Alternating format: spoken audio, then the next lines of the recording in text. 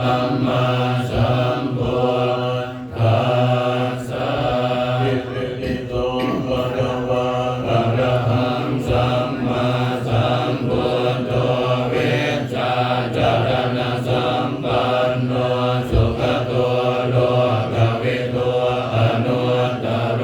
ปุริสธรรมสารติสัทธาเท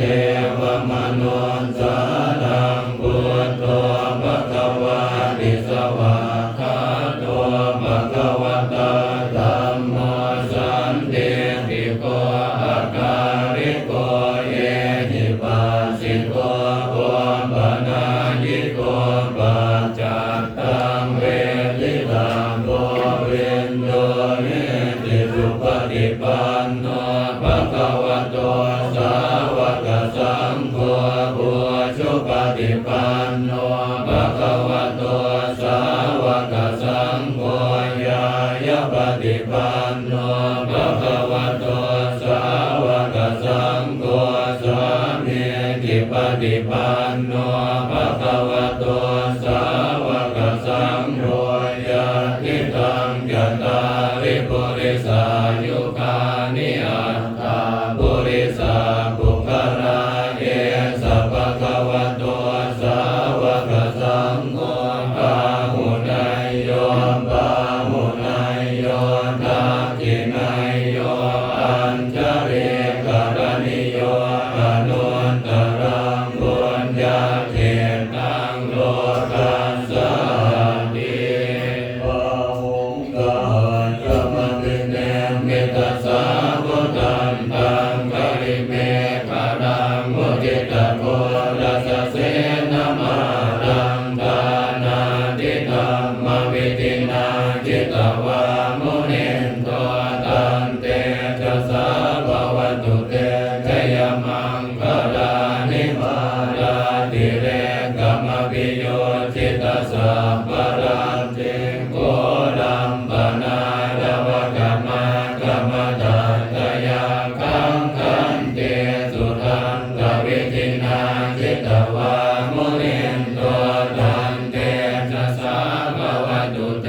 ชยมังคลานินาราคิเรงกัจจวรังอติมันตปุตังทาวันติจักกมสเนวสุตารุนันตังเมตัมปุเสกวิทินาจิตวามุนินโตตันเตทัสสะภวตุเตชยมังคลานิมุเกตกะกรรมติอัตตสุตารุนันตังกาวันติโยชนะปะทังปุริมาลวันตังเยเตปิสังกตมโนจิตวามุนินโตตันเตจะสาภวตุเตชยมังคลานิกัตตวานกันตมุตรังอิวะคันปิริยาจินจายดุนวจนังชนะกายมัจเจสันเตนะโสมวิตินายิตวามุนินโตตันเตทัสสะภวตุเตชยมังคลานิสัจจังวิหายมติสัจจกวาทะเกตุงวาทาวิโรวิตมนังอติอันทพุทธังปัญญาปเจปจาริโตจิตวามุนินโตตันเตทัสสะภวตุเตชยมังคลานินันโตปนัญจปุจตังวิปุตตังมะเยเตมปุณเตนะเทระปุจเกนะธัมมังปยันโตเหตุปเทสวิตินาจิตวามุนินโตตันเตทัสสะภวตุเตชยมังคลานิทุกขาหะเตติปุจเก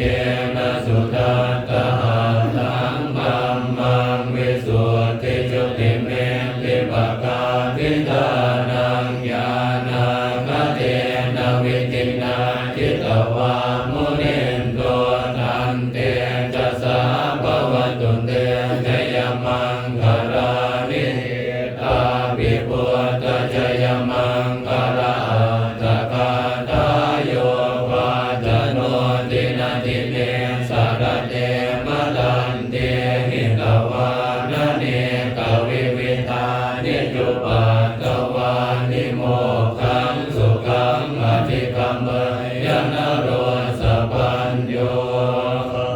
กาลุนิโกนาโทหิตายาสัมปปานินางโกเรตวาปารมิสัมปันปันโตสัมโพธิมุตตมังเอเตนะสัจจวัตเตนะโหตุเตจยมังคลังจยันโตโพธิยามุเรสักกายานังนันติวัตตโนเอวังกวังวิจโยโหหิจยาสุจยมังคะเลอปราชิตปันลังเกเสเสปตาวิปุคะเลอภิเสเจสัมปพุทธานังอาคัมปันโตปโมทติสุนังกันตังสุมังคลังสุปามาตังสุโหติตังสุขโนสุโมโหตุจะสุเยตังธัมมจาริสุปตักขินังกายกรรมังวาจากรรมังปะทากินังปะทากินังมโนกรรมังปะเนทิเตปะทากิ